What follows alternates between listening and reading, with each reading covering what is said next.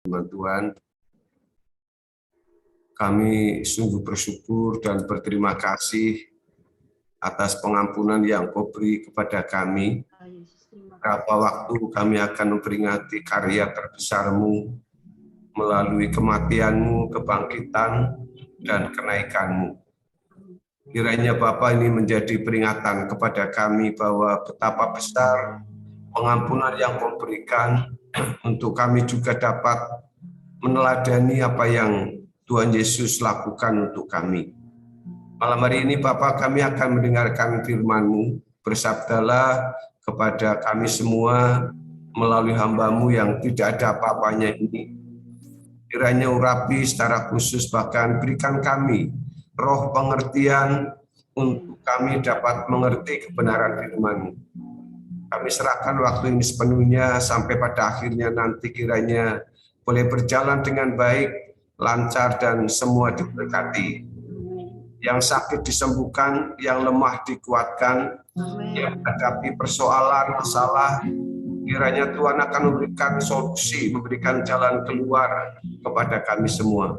Kami serahkan waktu ini kepada-Mu Bapa. Demi nama Tuhan Yesus, doa, haleluya. Amin. Halo Bapak Ibu Saudara semua, selamat berjumpa. Kita sekali berjumpa ya. Hari Kamis kemarin nggak bisa ya, kebetulan bareng sama Pak Tommy, kami ada di Semarang.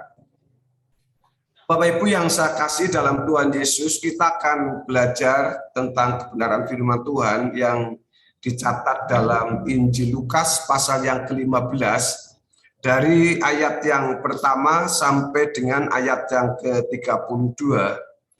Kita tahu bahwa ini adalah satu kisah tentang anak yang hilang. Ya, kita tahu semua, ya, kita tahu juga bahwa di dalam kisah mengenai anak yang terhilang ini tentu kita sudah belajar bahwa bukan hanya anak yang bungsu, tetapi dua-duanya terhilang. Ya. Baik anak yang bungsu maupun anak yang terhilang.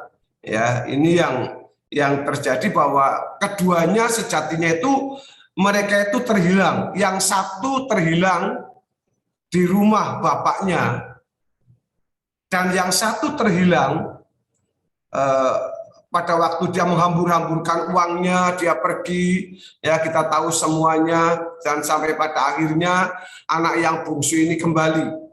Yang kedua kakaknya, yang pertama itu terhilang di luar rumah, maksud saya, ya, yang bungsu, ya, dia menghambur-hamburkan uang, pergi ke pelacuran, dia pesta pora dan sebagainya, dia terhilang di rumah.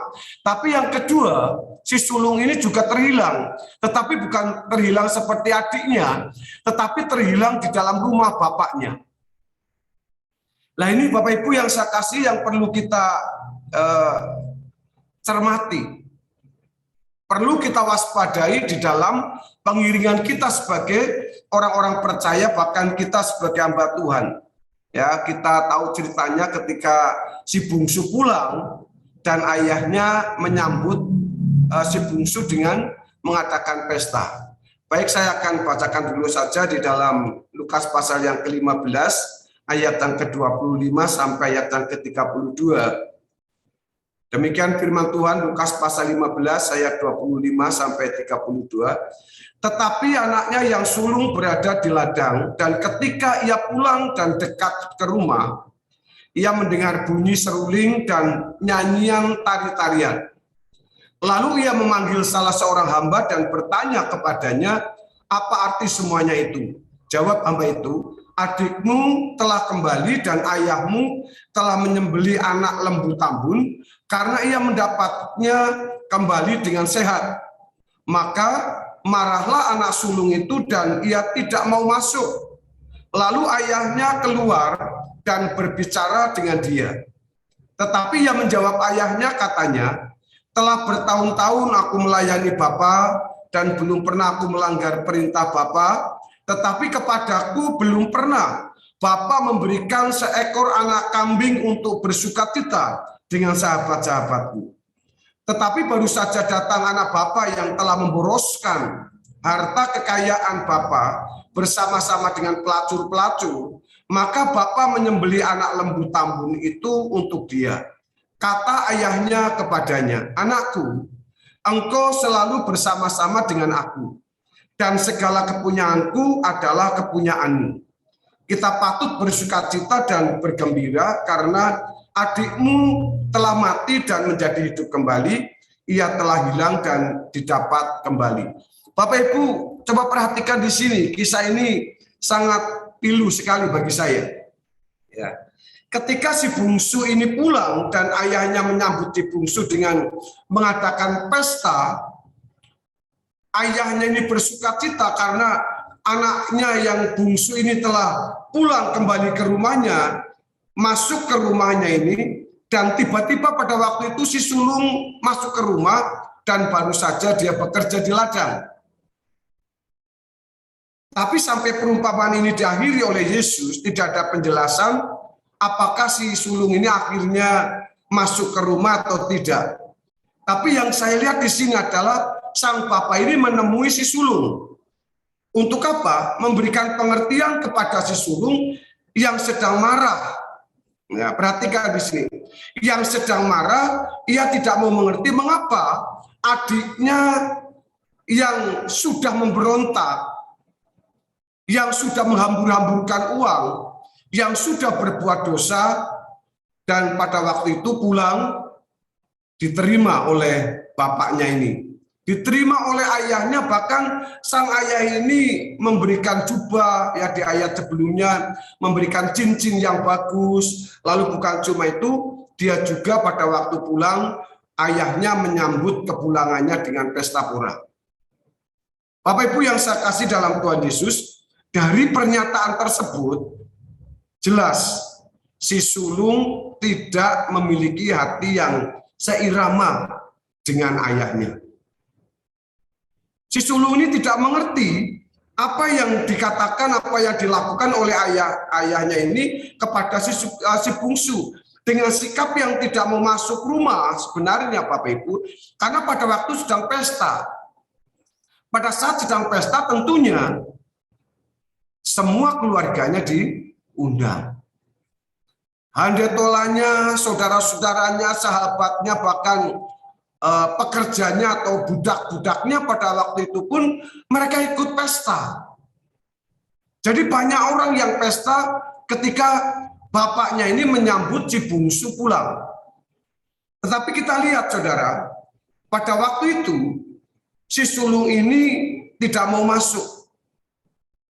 Nah, si sulung ini sangat menyakiti hati sang ayah ini, saudara. Bahkan akhirnya si sulung itu lebih menyakiti hati ayahnya dibanding adiknya yang pernah memberontak, yang pernah menghambur-hamburkan uangnya, pergi dan setelah tidak bisa apa-apa, si bungsu ini pulang untuk kembali ketemu dengan bapaknya. Jadi ada yang hilang di luar, yaitu anak yang kedua, anak yang bungsu, dan juga ada yang terhilang di dalam rumah dan mungkin tidak pernah kembali karena tidak dicatat selanjutnya. Bapak Ibu Saudara yang saya kasih dalam Tuhan Yesus, ada satu implikasi, ada satu penerapan yang sangat bagus yang bisa kita teladani dari kisah ini dan kita bisa belajar. Mari kita belajar bersama-sama. Saya juga belajar dari kebenaran ini karena ini ada muatan kebenaran yang sangat luar biasa. Ya. Ada muatan isi atau muatan yang sangat luar biasa. Jangan karena kita sudah merasa menjadi orang percaya yang telah ditebus oleh darah Yesus, kita sudah menjadi orang Kristen yang rajin ke gereja, berarti kita tidak bisa terhilang. Jangan sampai kita merasa karena kita menjadi aktivis gereja, menjadi pelayan Tuhan, ya, merasa bahwa kita itu mungkin ada di antara kita menjadi pengerja atau majelis gereja, bahkan tidak jaminan seorang hamba Tuhan, seorang pendeta yang bisa naik di mimbar, yang bisa menyampaikan kabar kebenaran firman Tuhan, yang punya teologi yang tinggi, saudara, tidak bisa terhilang.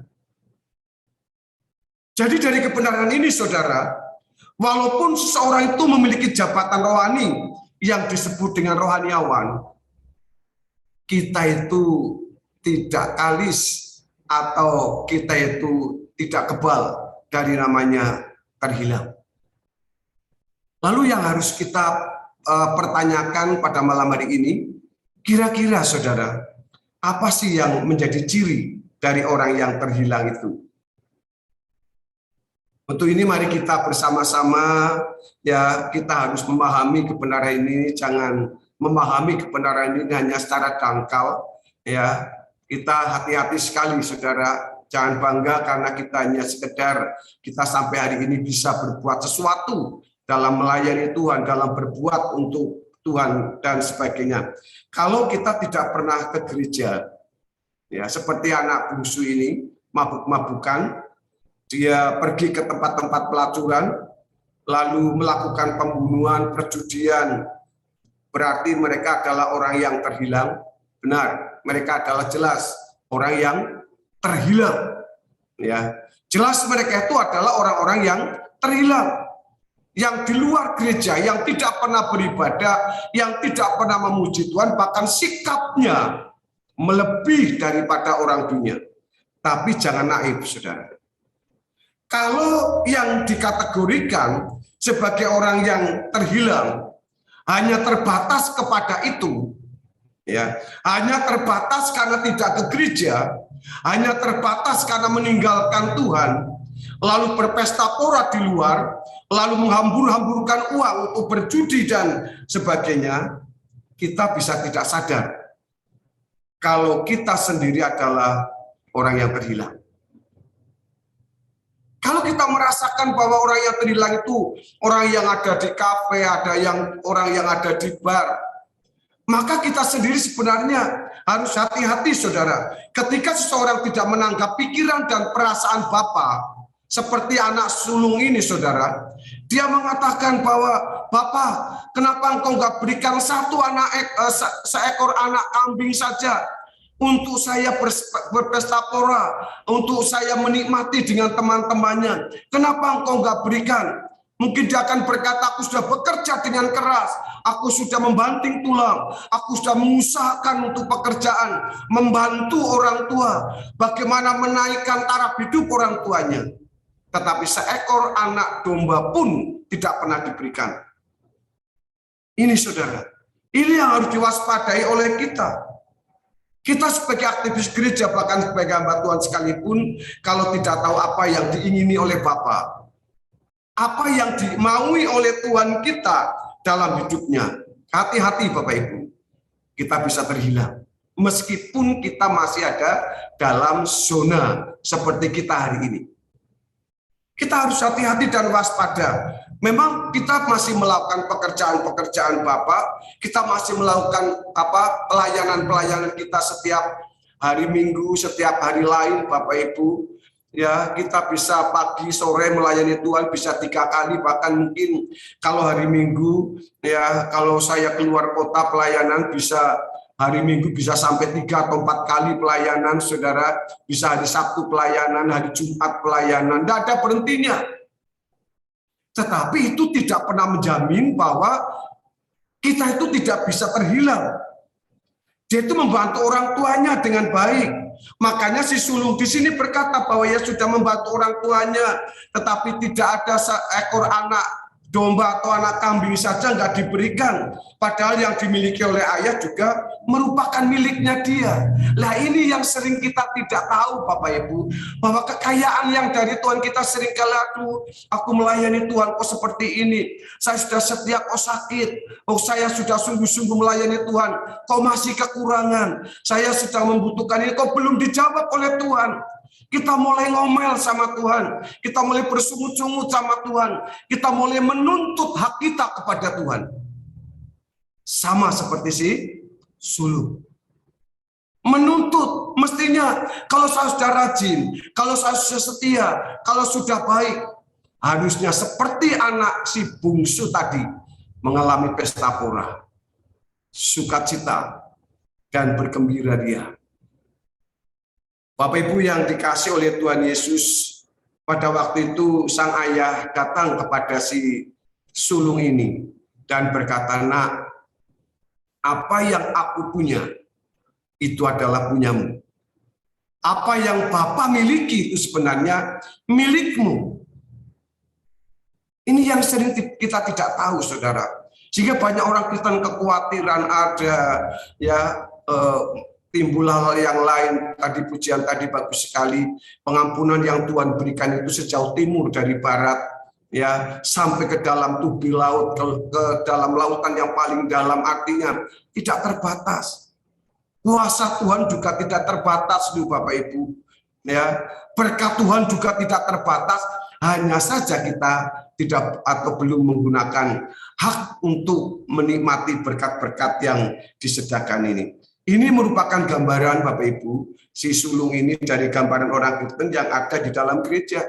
Orang Kristen yang masih dalam pelayanan, orang Kristen yang masih setia, tetapi pekerjaan gereja dilakukan, tapi banyak motivasi yang terselubung di balik pelayanan itu, Bapak Ibu. Di balik pelayanan itu ada motivasi. Ya, ingat Bapak Ibu, Tuhan itu tahu dari dalam hati kita. Sebelum kita ucapkan, Tuhan sudah tahu. Tuhan sudah mengerti apa yang ada dalam diri kita, termasuk dalam pelayanan kita. Untuk apa? Motivasi kita itu tahu. Tuhan itu tahu apa yang menjadi motivasi. Bukan tidak mungkin itu semua itu. Pelayanan itu hanya sebuah kamuflase. Maaf, mungkin saudara bisa nyanyi, Allah kuasa melakukan segala perkara. Ya, dengan semangat, dengan gairah. Tapi ketika menghadapi masalah, apakah nyanyian yang kita nyanyikan di gereja itu juga memberikan kuasa kepada kita? Dia sanggup melakukan segala perkara. Apakah saudara juga percaya bahwa ada waktu Tuhan yang akan diberikan kepada kita pada waktunya? Bapak Ibu yang saya kasih dalam Tuhan Yesus, jangan sampai kita melayani Tuhan untuk mendapatkan keuntungan materi yang kita butuhkan. Kalau kita setia, saya harus dapat ini. Bapak Ibu, Tuhan memberkati itu lebih dari apa yang kita pikirkan, saudara. Tuhan akan menolong Anda lebih daripada apa yang ada dalam hati saudara. Apa yang belum pernah dilihat oleh mata, yang tidak pernah didengar oleh telinga, itu disediakan oleh Tuhan bagi yang mengasihi Tuhan. Jadi saudara-saudara yang saya kasih dalam Tuhan, ciri orang yang terhilang ini adalah orang yang tidak makin seperti Yesus atau tidak memiliki perasaan Yesus. Ya, orang itu gampang marah seperti anak si bungsu tadi, Bapak Ibu, ya, melihat anak-anak adiknya ini disenangkan. Nah, ini yang namanya keadilan Tuhan, kemurahan Tuhan dengan kemurahan manusia itu beda. Allah itu adil, yang bertobat diampuni. Tapi kalau manusia, kalau yang salah harus dihukum. Kalau yang salah ditolak, tetapi keadilan Tuhan itu seperti Bapa kepada si bungsu. Dia mau menerima apa adanya kita. Kesalahan sebesar apapun yang telah kita buat, asal kita mau berkata seperti si bungsu, aku akan datang kepada Bapa. Meskipun aku ini sekarang tidak diakui oleh anak, aku akan melakukan pekerjaan budak. Karena aku telah berdosa, aku telah bersalah. Artinya apa? Siap menerima konsekuensi. Apapun yang akan diberikan oleh Bapa kepada kita ketika kita sudah berbuat dosa. Itu orang yang luar biasa. Daripada terhilang, ditolak oleh Tuhan, itu lebih mengerikan sekali, Bapak Ibu. Pikiran dan perasaan Kristus itu adalah bagaimana kita mengasihi musuh. Bapak ini sedang mengajari kepada si bungsu ini dengan mengajari kasih. Kita pun harus belajar begitu, Bapak Ibu, mengasihi musuh. Apalagi dengan suami, dengan istri kita, dengan anak-anak kita, dengan orang tua kita. Kenapa sampai terjadi perceraian, Bapak Ibu? Pasti tidak mengampuni. Harusnya kita saling mengampuni, menerima kesalahan orang lain. Besarnya apapun kesalahannya. Karena firman Tuhan mengatakan apabila kita tidak mengampuni sesama kita, apa selanjutnya Bapak Ibu? Bapa yang di sorga juga tidak akan mengampuni kita. Ini lebih berat, Bapak Ibu. Jadi selama kita tidak bisa mengampuni, tidak bisa memaafkan musuh kita, ya Tuhan berkata kalau kita ditempeleng pipi kanan, berikan pipi kirinya. Jangan membalas, maksudnya saudara, ya. Mengerti orang lain, memaafkan, rela berkorban tanpa batas kepada orang lain, kepada pekerjaan Tuhan. Yang begini ini yang jarang kita temukan di dalam gereja. Bapak Ibu, dari pemantauan saya melayani memang mulai tahun 90, sudah menikah 4 tahun, saya baru masuk ke sekolah teologi dan pada tahun 90 sampai sekarang saya baru melayani Tuhan. Dan menurut pemantauan saya, selama pelayanan saya itu selama itu, saya melihat di gereja itu banyak pertikaian. Gereja pecah, ya, hamba Tuhan yang satu dengan yang lain tidak akur, ya, yang rendah direndahkan, yang tinggi tidak mau. Makanya sekarang di-COVID-kan semua. Rata semua sekarang, ya, semua uangnya sama, ya, merasakan penderitaannya sama, ya, sehingga semua gereja yang besar, yang mega church, saudara, tutup, ya, gereja kami yang kecil masih jalan. Ya. Nah, ini yang sedang terjadi, Bapak Ibu, ya. Jangan sampai gereja itu saling menikam. Saya melihat di sebuah gereja di luar pulau, saudara, di Medan dulu kalau nggak salah itu, ya, masa di gereja itu mau bunuh-bunuhan, ya. Di tempat lain di Surabaya ada, saudara, masa di gereja anak dengan orang tua mau tembak-tembakan, Bapak Ibu. Ini terjadi benar-benar, ya. Lah, gereja macam apa ini? Orang Kristen yang macam apa yang saling memburukan di belakang, sampai memfitnah, menikam dari belakang, mengkhianati. Baik di depan, setelah di belakang, saudara. Banyak yang menikam, mengkhianati. Bahkan di dalam lingkungan gereja ada orang-orang yang dibesarkan oleh pendidikannya penuh kasih sayang, tapi setelah memiliki gelar, pendetanya dikudeta, istilahnya itu, kasarannya begitu, dijatuhkan oleh anak Tuhan atau hamba Tuhan yang sudah ditolong oleh gembalanya. Ada, Bapak Ibu. Nah, gereja yang semacam ini, saudara, ini yang tidak masuk akal, yang disebut dengan kehidupan pelayanan di gereja. Ada di gereja, tapi kehidupannya lebih, premanismenya itu lebih, Bapak Ibu. Ya, kalau kita bicara tentang yang ada di pergaulan umum di luar saja, Bapak Ibu, banyak orang itu lebih solidaritas loh. Ya. Solidaritasnya tinggi, luar biasa, Bapak Ibu. Saya kan hobi mancing. Suatu ketika saya mau mancing ke danau, ya, saya berangkat pagi-pagi dari tempat saya itu, berangkat jam 5 pagi, saudara. Saya udah berangkat ke sana, ya, saya naik motor dengan teman. Ya, tiba-tiba ada teman yang lain dari desa, dari kota lain, ngejar, melewati saya. Ya, saya santai, saudara.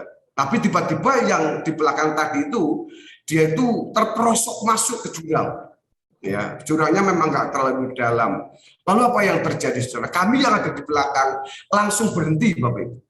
Ya, padahal di sana waktu itu danaunya itu ikannya sedang makan, ya, sedang rame-ramenya. Kami berhenti, ditolongi orang itu dulu, saudara. Ya, tapi kenapa banyak anak Tuhan, hamba Tuhan yang melihat kekurangan teman kita yang menderita, kita kadangkala hanya mungkin akan berkata kurang iman itu, kurang doa itu.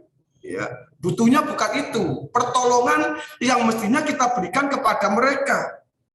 Nah, saudara, banyak preman juga untuk saling menolong sesama supir. Kalau saya melihat, saudara, kalau ada bis truk, ya, macet mogok, ya, truk yang lain, supir-supir yang lain akan ngasih uang untuk makan, gitu. Itu, saudara, solidaritasnya seperti itu. Masa sih orang Kristen, hamba Tuhan, melihat kekurangan orang lain kok diem saja, Bapak Ibu? Ya. Di gereja sendiri kadang-kala nggak ada solidaritas, lulu gue, ya, gue kaya sendiri kok, ya. Siapa suruh kamu menjadi orang miskin, menjadi orang yang menderita, nggak mau kerja, malah dijudge, dihakimi. Ini yang bisa terjadi. Nah, ini orang yang terhilang dari gereja itu tidak semakin seperti Yesus. Pengampunan yang Tuhan berikan ini padahal pengampunan yang luar biasa. Ya, makanya Bapak Ibu dalam pertemuan-pertemuan hamba Tuhan bisa terjadi keributan, terjadi perebutan kekuasaan. Ini terjadi Bapak Ibu, ya marah di gereja, saudara, malah bisa pukul-pukulan di gereja. Hamba Tuhan, sandangannya gembala sidang, pendeta. Nah, kalau pendetanya seperti itu, jemaatnya kayak apa? Ya, ini yang terjadi, ini hal benar-benar yang terjadi dan jelas menunjukkan bahwa mereka itu adalah orang-orang yang terhilang sebenarnya. Ya, orang-orang yang terhilang. Kalau pendetanya saja terhilang, bagaimana jemaatnya, Bapak Ibu? Ya, saya selalu berkata begini, saudara. Dulu saya pernah ngajar di teologi beberapa waktu. Saya bilang, kalau Anda ingin melihat pendetanya, ingin melihat pendetanya, lihat jemaatnya. Kalau jemaatnya mengasihi, jemaatnya murah hati, pasti pendetanya murah hati. Karena turun berkat itu kepada jemaat.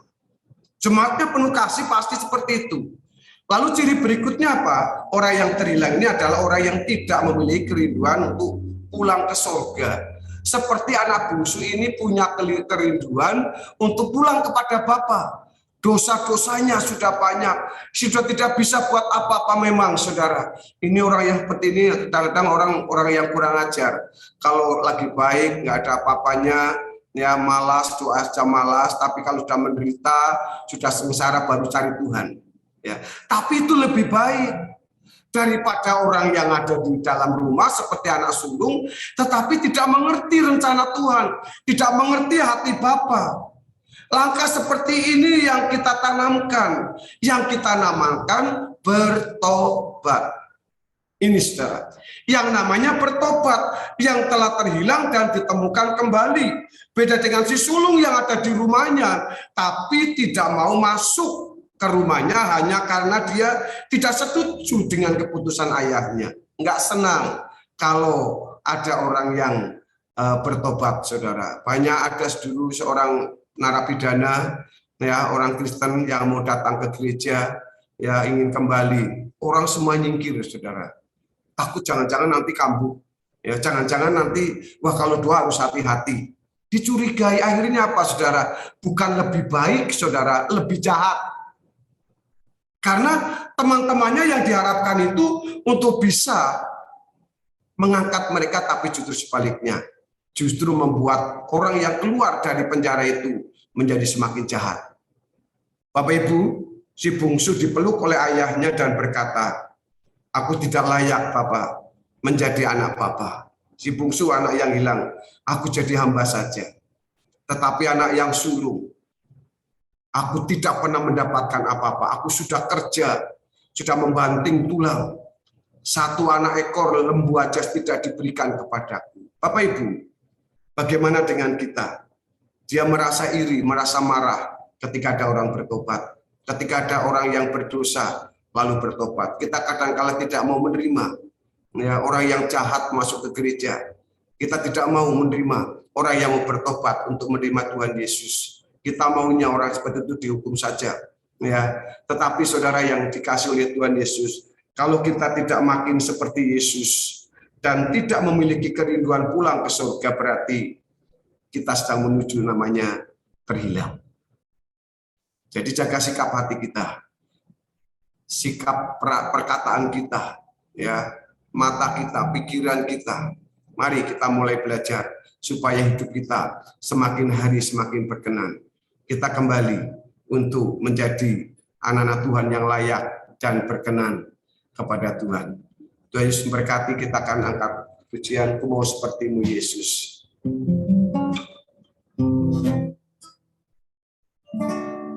Bagaikan bejana. Kami bersyukur kepadamu kesempatan yang Tuhan berikan bagi kami untuk boleh beribadah, menyembah dan memuji Tuhan. Bahkan yang lebih terpenting mendengarkan sabda Tuhan yang telah Engkau percayakan bagi hamba-Mu Bapak Pendeta Harun Warsito untuk menyampaikan kepada kami.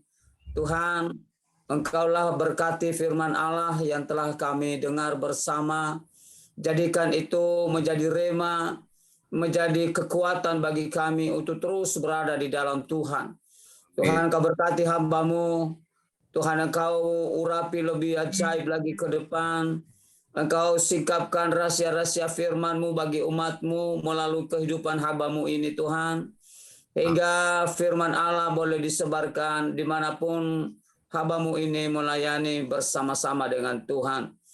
Tuhan, terima kasih Bapa di surga, ampuni kami bila ada kelemahan kami, kesalahan kami, bahkan dosa-dosa kami dengan firman-Mu pada malam hari ini.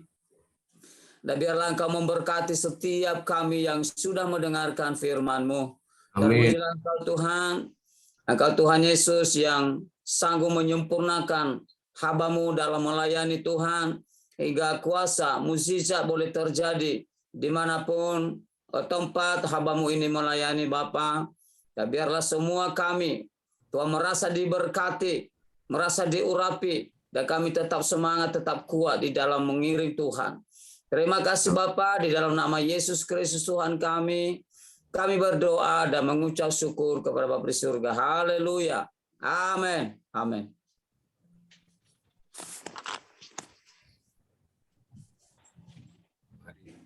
Tuhan,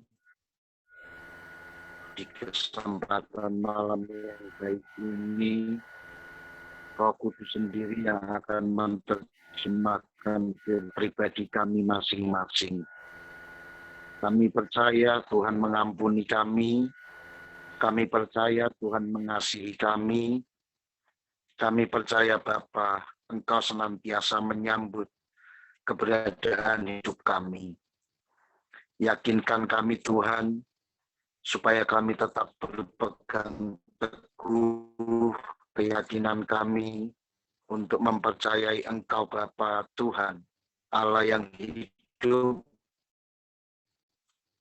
yang senantiasa memperhatikan kehidupan kami, bahkan memberi setiap pribadi dan masa depan yang baik ini ya Tuhan.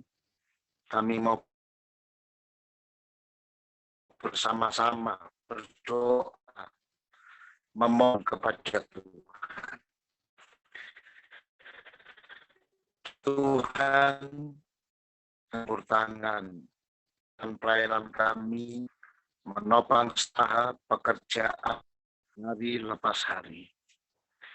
Kiranya Engkau selalu berada beserta dengan kami, membela kami, memberi kekuatan kepada kami, menghibur kami saat kami mengalami sesuatu yang mungkin bagi kami berat untuk kami jalani. Tuhan, berkati setiap anak-anak-Mu yang ada di Zoom ini tanpa terkecuali, dengan segala jenis dan persoalan serta pergumulannya Tuhan. Tentu semua kami memiliki pergumulan hidup yang hanya Tuhan sajalah yang mampu untuk menyelesaikannya bagi kami. Oleh karena itu, biarlah Zoom ini menjadi satu Zoom yang dipakai oleh Tuhan, agar semua kami melalui Zoom ini dapat senantiasa beroleh jalan keluar melalui sabda-sabda yang disampaikan oleh setiap hamba-hamba-Mu ya Tuhan. Ajari kami dengan segala kelemahan dan kekurangan kami untuk menerjemahkan firman-Mu dalam setiap pribadi kami. Sehingga ya Tuhan, kami tidak melenceng ke kanan dan ke kiri, tapi kami senantiasa berjalan di jalannya Tuhan. Sebab kami tahu di sanalah ada kemenangan yang gilang gemilang dan sukacita yang melimpah ketika kami mau berjalan di jalannya Tuhan. Berkati Bapak Hari, berkati usaha, pekerjaan, keluarga, serta apa yang digumulkan Tuhan yang menolong. Berkati Bu Lydia Lalang, senantiasa Tuhan tambah-tambahkan kesetiaannya untuk terus ikut ambil bagian dalam pelayanan ini. Dan kami yakin semua sudah disediakan oleh Tuhan apa yang diharapkannya. Berkati Ibu Marsaulina Siregar, Engkau juga yang akan memakai hamba-Mu ini lebih dari apa yang sudah Engkau percayakan di masa-masa yang lampau ya Tuhan. Dengan segala pelayanan yang Tuhan percayakan, kiranya Tuhan Engkau menyertai kehidupannya. Kami berdoa, bersatu hati berdoa buat Ibu Ana Iskandar Ritonga. Tuhan, Engkau melihat keberadaan anak-Mu, Engkau melihat hatinya, Engkau melihat beban hidupnya, Engkau melihat keluarganya. Engkau melihat apapun Tuhan yang digumulkan. Turunlah kiranya belas kasihan-Mu, menjamah hatinya, meneduhkan hatinya, sehingga dalam setiap apapun yang dihadapi, ia akan tetap kuat, kuat dan selalu kuat, sambil berseru memanggil nama Tuhan. Sebab di sanalah terletak kekuatan itu. Berkati suaminya, dengan segala kelemahannya, kiranya Tuhan menjamah hatinya, melembutkan, sehingga keluarga ini menjadi keluarga yang diberkati oleh Tuhan ke depannya ya Bapa. Semua anak-anaknya kami serahkan dalam tangan Tuhan. Terkhusus anaknya yang sedang mengikuti Akademi Kepolisian, Tuhan Engkau berkehendak dan jadilah rencana-Mu atas diri anaknya ini Tuhan. Kami berdoa juga buat Ibu Nana, dimanapun Ibu Nana berada, berkat Tuhan di sana. Tuhan terjana oleh Ibu Nana ini. Hamba-Mu Pak Pendeta Harun Warsito, pakai lebih dahsyat lagi Tuhan. Pelayanannya ya Bapa, Engkau mengurapi dengan urapan khusus atas diri hamba-Mu ini. Setiap perkataan firman yang disampaikan mengandung kuasa, orang dijamah, disentuh, disembuhkan, dipulihkan melalui diri hamba-Mu ini Tuhan. Engkau tidak akan pernah membiarkan ia berbicara sendiri, tapi Tuhan Engkau yang berbicara melalui hamba-Mu ini Tuhan. Sehingga firman itu dapat menyentuh setiap umat yang dilayaninya. Dan mereka beroleh berkat jalan keluar dari segala keterpurukan hidup. Bapa, berkati juga istri serta anak-anaknya. Semua ada dalam naungan kuasa Tuhan. Kami berdoa buat Bapak Sony. Luar biasa hamba-Mu. Engkau memakai juga hamba-Mu Bapak Sony Jakaria yang ada di Kalimantan.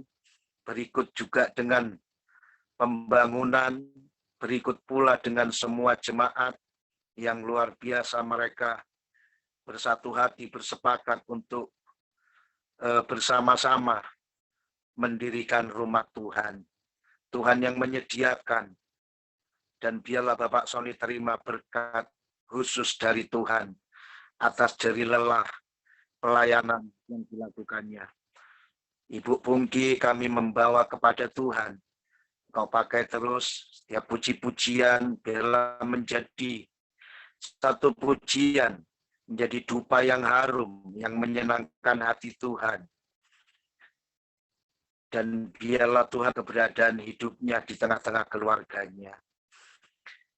Kalau ada di antara kami atau misak penyakit, apapun itu bentuknya, kami meminta kuasa dari tempat yang maha tinggi, mengalir dan menjamah setiap umat-Mu, anak-anak-Mu yang ada di Zoom ini ya Tuhan. Kami percaya kuasa Tuhan masih terus bekerja, masih terus berkarya sampai pada detik ini. Oleh karena itu dalam nama Yesus, dipulihkanlah kiranya kami yang ada di tempat ini, disembuhkan, ditolong, diberi kesehatan, kekuatan, sehingga kami dapat dengan normal melakukan segala aktivitas kegiatan kami sehari-hari. Terpujilah Tuhan yang sudah menolong kami. Dalam nama Yesus kami berdoa. Bapa di dalam surga, berkati hamba-hamba Tuhan. Baik di desa, di pelosok, di kota. Dimanapun mereka melayani Tuhan. Engkau Tuhan sudah menetapkan mereka semua. Kami tidak perlu berkecil hati sekalipun kami ada di desa, di pelosok, yang jauh dari kata dikenal orang, Tapi kami yakin di mata Tuhan kami sama. Sebab kami menerima upah yang sama, berkat yang sama pada akhirnya nanti. Setiap kami semua Tuhan, dengan kuasa dan pengurapan-Mu sendiri. Berkati gereja-gereja Tuhan, baik mereka yang sudah permanen, mereka yang masih berada di rumah, karena belum memiliki gedung, mereka yang masih terus melakukan penginjilan. Kami percaya Tuhan, Engkau akan menyertai keberadaan mereka. Apapun yang dilakukan, ialah menyenangkan hati Tuhan dan mempermuliakan nama Tuhan. Di seluruh pelosok negeri ini, dari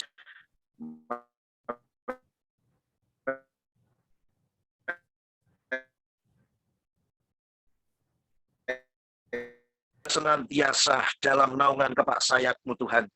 Mereka selalu aman, damai, tentram, sejahtera, menikmati mereka terima. Tidak ada yang kekurangan, tapi hidup mereka semua dicukupkan, bahkan berkelimpahan. Terima kasih dan terima kasih. Kami bahagia tinggal di bangsa kami Indonesia. Oleh karenanya kami memberkati Indonesia. Dengan segala kekurangan, kami percaya Tuhan, memang ada kekurangan di sana sini, menunjukkan bahwa kehidupan kami manusia tidak sempurna. Oleh karena itu, biarlah kiranya Tuhan yang mempermaklumkan semuanya itu dan berkenan memberkati bangsa kami.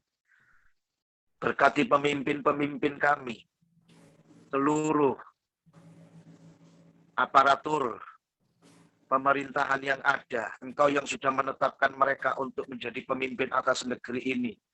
Kiranya Tuhan jugalah yang akan berbicara kepada mereka, sehingga mereka dapat memimpin bangsa ini dengan adil, seadil-adilnya, tanpa memandang bulu, tanpa melihat muka. Tapi tujuan mereka memimpin adalah untuk mensejahterakan seluruh rakyat Indonesia dengan berbagai macam keragaman yang ada. Kami juga memberkati ya Tuhan, untuk roda perekonomian yang terus bergerak. Di sana sini kami mendengar ada kesulitan-kesulitan terjadi.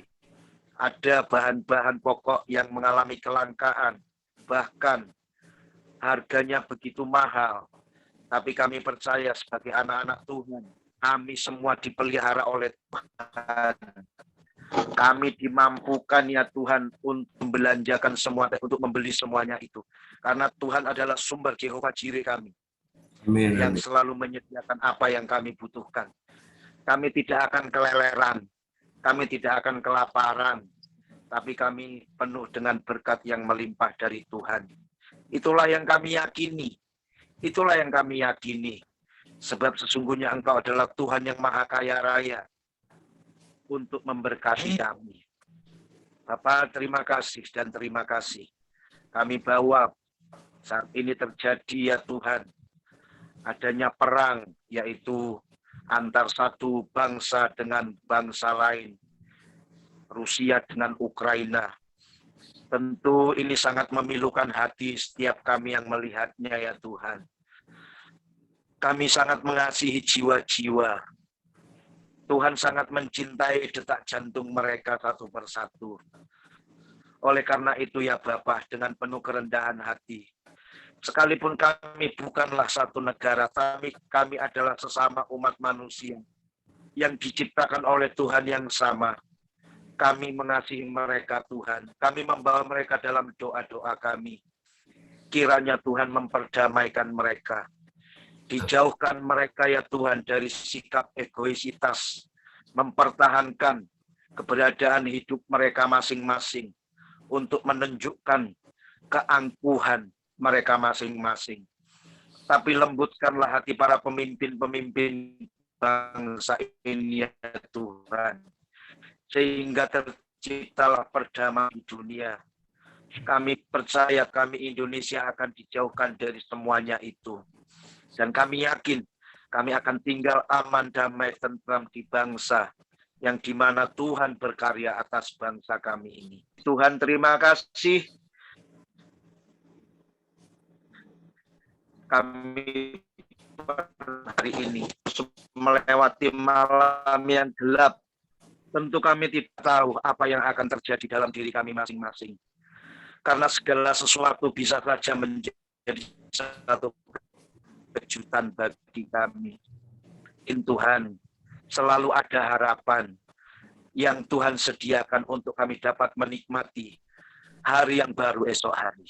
Sehingga kami juga dapat melakukan aktivitas kami untuk memberikan dan menunjukkan tanggung jawab kami atas setiap keluarga kami yang masih dalam tanggungan kami masing-masing. Terpujilah Engkau ya Tuhan, yang sudah memelihara, menolong, memberkati kami, menyembuhkan kami, sampai pada detik ini. Dalam nama Yesus kami alaskan seluruh permohonan, doa serta ucapan syukur kami ini kepadamu. Haleluya Tuhan. Amin. Amin.